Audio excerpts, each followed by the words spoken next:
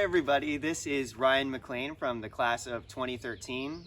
Currently, I am the bird education specialist of the Greenwich Audubon Center in Greenwich, Connecticut, and I'm so excited to be back here up in Annandale to give you a little virtual tour of just a little fraction of the area that makes not only Bard College such a special place to come looking for birds, but a special place to understand just how important of a habitat and resource that birds have here. And I personally spent many hours walking these trails down in Tivoli Bay's Kruger Island Road while I was studying at Bard. While I was a music major in my years here, I have always had a major passion for the natural world, particularly birds, and sharing it with other people. And through field ornithology classes that I took with Susan Rogers, Philip Johns, it was an incredible outlet to see how many other students were excited about just how many birds were using campus here and the other wildlife that happened to be around campus. And you guys have an incredible resource at your disposal that is important to conserve and protect as well, because this whole area of Tivoli Bays not only has many different kinds of habitats for different bird species, which serve as nesting locations, bird nurseries in a sense for a lot of breeding species, but it's just as importantly an international bird hotel for the bird species that are passing through here in migration, which is happening right now in May. If you're a bird like a Baltimore oriole or a scarlet tanager or a species of warbler, you're flying all the way from Central or South America to get back up to this region to your breeding grounds, or you're heading even farther north up to Canada to the boreal forest. So you're going to need a place to stop over and find food and fuel and rest, and all of these wonderful areas of the bays with their rich sources of food, with insects coming to budding trees, sources of water, swamps and wetlands. They've got plenty of resources they need to be able to survive. So when you come down to these trails, not only are you able to hear and see many of these different kinds of birds as they're coming through, but you're getting an understanding of the parade of different species that come through at different times of year. So right now we have a combination of some of the birds that are coming through here to stop over and the ones that are starting to set up shop in the area to breed. So what we're going to do is just take a quick little walk down the end of Kruger Island Road, listen to some of these different noises, because you can also start to hear the differences in songs, some of the different rhythms that they use, different pitches. Being a music major here, it certainly helped me to understand kind of timbres of the different bird songs, like instruments of an orchestra. You can get an idea of how different bird songs sound from the pitch that they use, or maybe even make up phrases to what we're saying. So if you take a listen right now, we hear a few different kinds of pitches. Might hear some that sound a little bit buzzy. Some that have a bit more of a rhythm to it. You might hear one that's more of a triplet, like witchity, witchity, witchity, witchity, witchity. You hear me wave my finger? That's the sound of a common yellowthroat, species of warbler that has bright yellow throat and a little black bandit mask over his face. If you look down in this low, shrubby thicket area, they like to breed in areas where there's a lot of dense plants in the understory of the forest canopy. It's not just the trees that are important for these birds, it's the plants that are underneath them as well. A lot of birds actually like to nest close to the ground, so it's important to conserve what trees you do have low to the ground as well, along with the plants that they use. That's going to give them the cover that they need to protect their nest, stay well hidden. We're also hearing some low sounds of higher pitched whistles, maybe more tenor-like whistles of birds like Baltimore orioles, and more buzzy noises.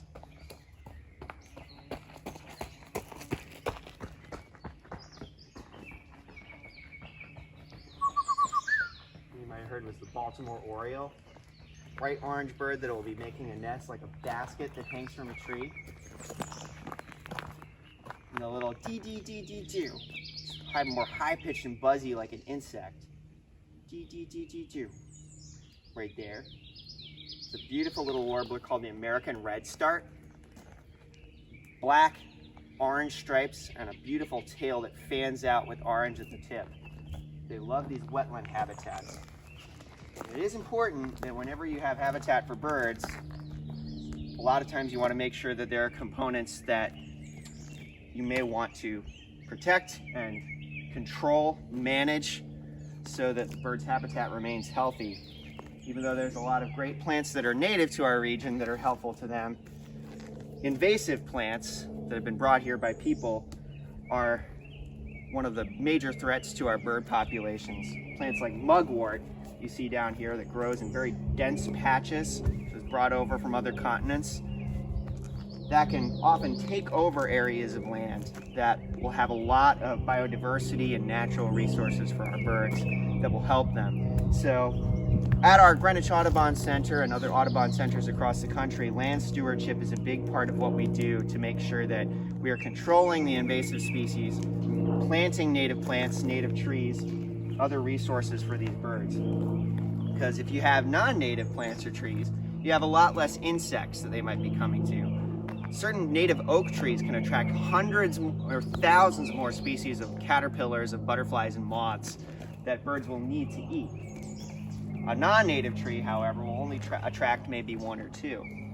Also hearing chip notes. Not only do you hear songs, but hearing chip notes will also tell you what kind of birds you might be hearing. The common yellowthroat, which we heard making its witchety, witchety, witchety song, also has a chip note that sounds really harsh. Here.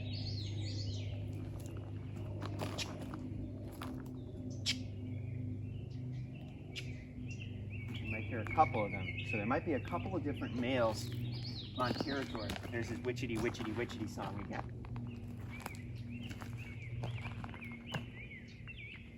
You also might hear songs that kind of skip or bounce. So here are orioles. Some birds have similar sounding songs, but sometimes it might be a little bit faster or slower than a similar species. Our American robin has a kind of skipping quality song.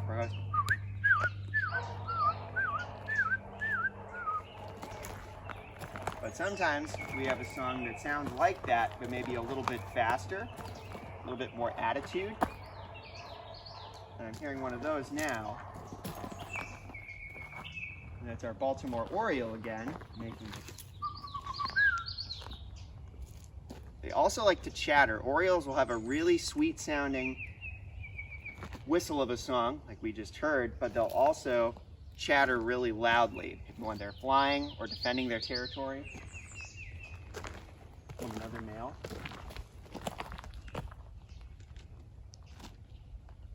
Still hear some of the sounds of yellowthroats chipping. Oh, and I've even found what looks like a nest of one of our small songbird species tucked away in one of these low bushes. So case in point that sometimes these birds will want to use these lower shrubby thicket areas that have a canopy over them so they can raise their young safely, they can have cover. And I'm hearing some oriole chatter now too.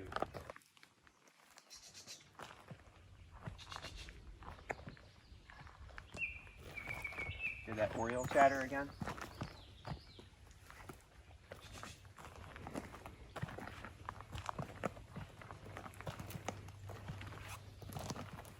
We also have some great sources of running water some birds will like to use at times.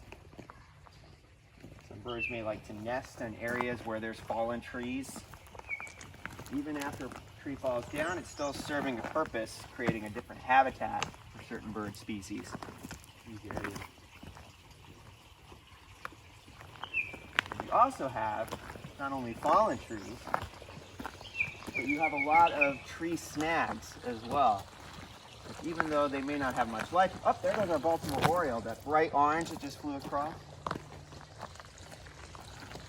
So because there's some sunlight and some open areas here, they like to live in these certain mixed patches of habitats.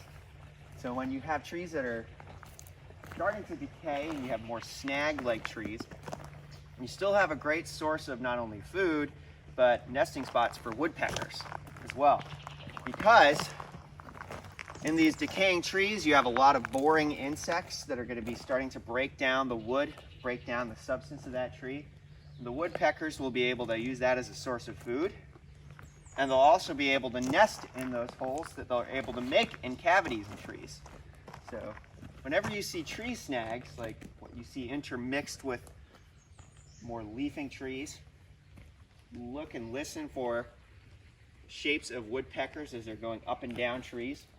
When you're looking for different bird species, often if you don't see colors or shapes of a bird, you're often looking at posture of where a bird is on a tree, or if it's sitting on a branch. How big or small is it? What's their bill size? I was hearing a couple new songs now. There's a couple of warbler species already, but I heard another one that calls again. Hearing a couple more buzzy calls. There's another warbler that sounded like it was saying, "Sweet, sweet, sweet, I'm so sweet." A lot of times we like to use what we call mnemonics to describe some of these bird songs, to give us phrases or sentences that we remember, so that can help us to remember those bird songs. The yellow warbler, bright yellow tennis ball colored bird, sounds like it's saying, "Sweet, sweet, sweet, I'm so sweet."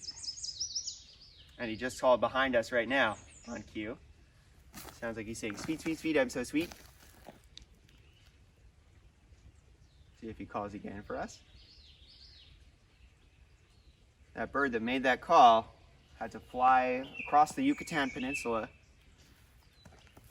across the Gulf of Mexico, probably in one night, storing up on food and energy, and then flew another several hundred miles to get up here to try to set up its breeding territory. When we're looking for these different bird species, at this time of year, especially in migration, it can often be a little strenuous looking at some of the birds that are up on the treetop canopies. Birds like warblers are what we call foliage gleaners, that like to look for little small caterpillar grubs at the very tops of trees and hop from one branch to another really quickly. So when we're looking for them up there, it can often be very strenuous on our neck. And so we like to say sometimes that we get a condition known as warbler neck as we're looking at about a 90-degree angle up at some of these birds. But some of the species, like the common yellowthroat and more ground-dwelling species of birds like thrushes, they're lower to the ground because they like to nest closer to the ground as well. So knowing the height that these birds like to be at is often helpful in trying to figure out what they are. See if we can hear anyone else here. Song that I was describing before that sounded like a faster robin, or a robin with a bit more attitude, was the rose-breasted grosbeak. Beautiful black-headed, white-bodied, chunky white-billed bird. It has a bright red chest, almost like a strawberry wash right down the middle. It's a bird that you might see if you have bird feeders up as well.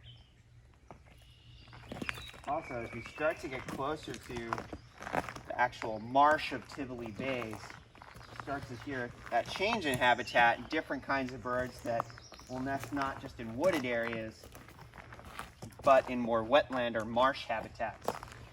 You might recognize here that we're coming out to the overlook, overlooking the marsh at Tivoli Bays in the North Bay area. So you start to hear birds that use the marshes more, like red-winged blackbirds. They're much more guttural, throaty calls. Conqueree, that rhythm that they use. Down in these thicket areas, you also hear the sounds of maybe some little chitter-chatter and squeaky noises. The occasional sound that might sound like a cat going, "wee, wee." Just our gray catbirds. You might hear the sound of what sounds like a bird clearing its throat behind me too, which is our red-bellied woodpecker. I'm hearing more chip notes in here as well.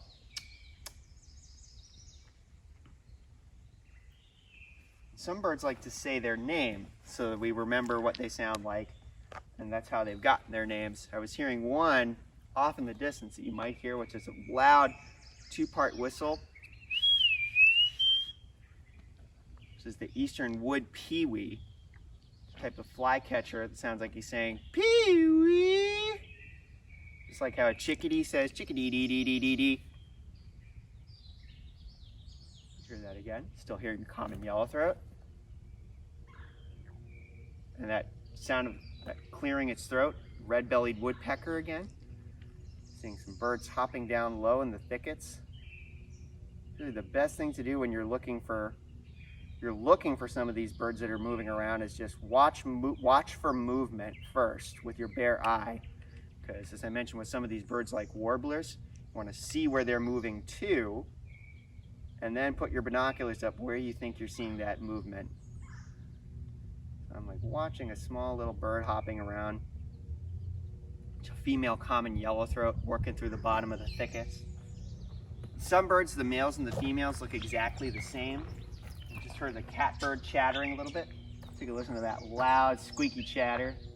It's a relative of the mockingbird, family of mimics.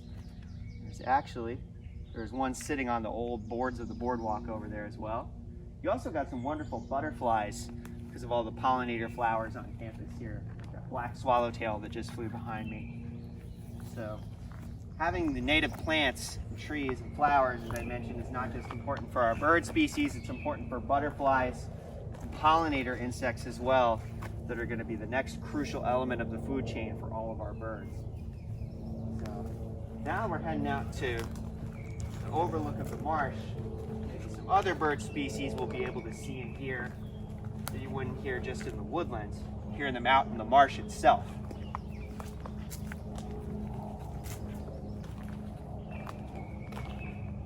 Still hearing those orioles chattering.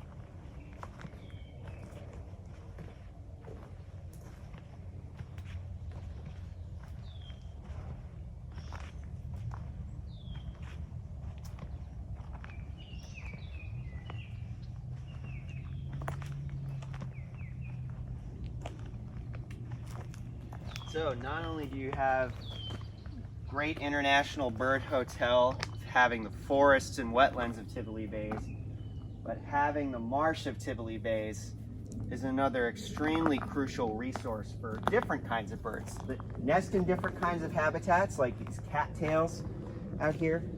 You have species like little marsh wrens, small little sickle-billed bird that instead of nesting in trees likes to nest in tall marsh grasses like these.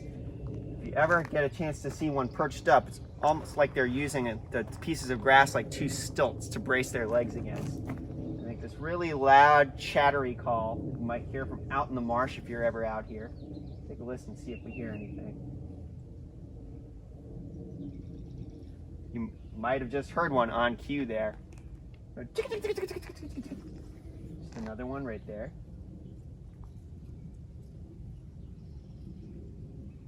If you have a pair of headphones, it might help you hear some of those sounds that are even farther away.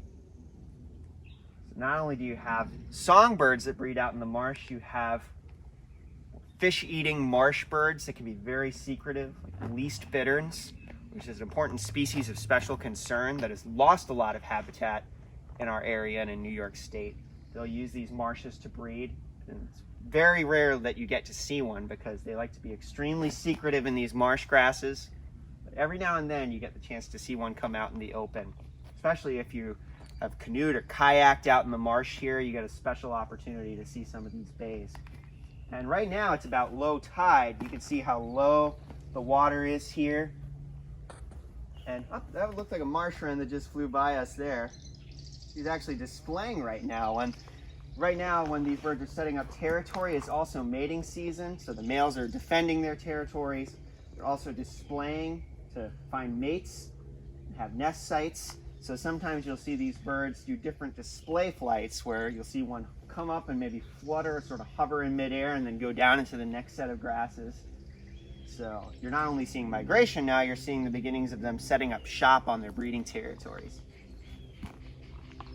Hearing the chatter of some blackbirds now, red-winged blackbirds that are chattering.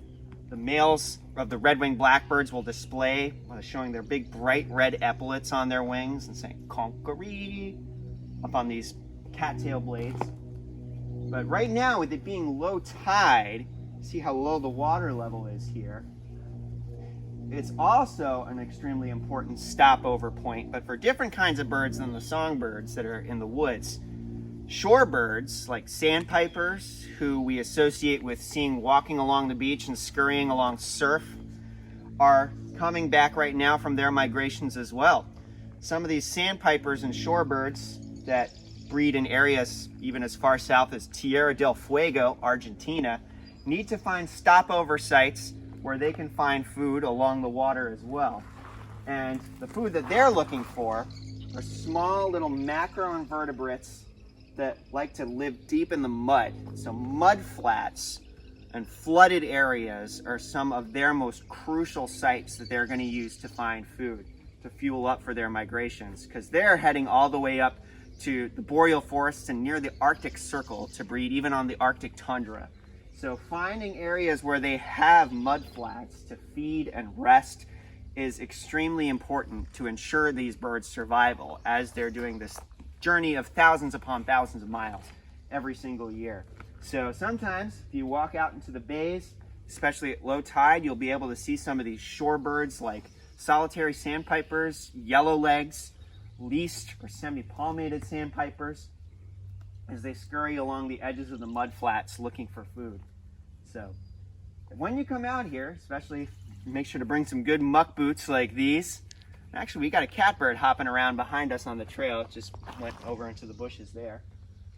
But you can see even just on the edge of a habitat like this, how you can have a whole difference of bird species, from the warblers that live in the woods to the marsh birds that live out here. And then on the river, you get closer to the river, you get raptors like bald eagles and osprey that are breeding out there, which are both major conservation success stories after they had nearly decimated their populations due to DDT poisoning, working up the food chain, getting into the fish that those birds love to eat, and getting into the birds' digestive system so their eggs would be too thin to hatch. And in the 1970s, thankfully, when DDT was banned, people started breeding these birds in captivity, re-releasing them into the wild. The Endangered Species Act was passed, and now, thankfully, we have multitudes of both of these species and many more of our raptors along this area. Some of them are still in trouble, however. Birds like the northern harrier, which is a bird that still uses this marsh to hunt over. It's a beautiful species of raptor with long bowed wings and a long tail. It likes to hunt over marshes like these. They're in trouble because they like to hunt over grasslands, wetlands. Grasslands have been largely getting developed. Marshes are becoming overflooded due to climate change. And recent reports have shown that nearly 300 of our species of birds are in danger of extinction due to climate change. So any action we can take to support these birds, whether it's on our campus, in our own backyards by planting native plants, reducing our carbon footprint, putting window decals up on our windows, especially during migration, because one of the biggest causes of bird fatalities is window collisions. So giving them something that they can see that's more prominent so that they think that there's actually a barrier in front of them will help to reduce the amount of fatalities, as well as keeping our lights off at night, because many of these birds like warblers are migrating over us at night. So any light that they see might confuse them. So turning off any unnecessary lights will be immensely helpful to them. And we have a great blue heron flying over the marsh right now, just coming in for a landing. They look like pterodactyls when they fly almost, because they have big, long wingspans, long legs, and they curl their neck in so that their long neck isn't sticking out. So you don't even have to walk all the way down to areas like this to find bird life and find bird activity. And we actually got a couple other sparrows, song sparrows, maybe coming up out of the marsh here into the edges of the bushes and thickets. If you get a chance to come down here, see if you can hear some of these different bird sounds. But you don't even have to go even this far to find some special bird activity on campus. In fact, there may be one place you already know about that you can go to see some interesting birds right outside some of our campus buildings. So we're gonna go there really quick too.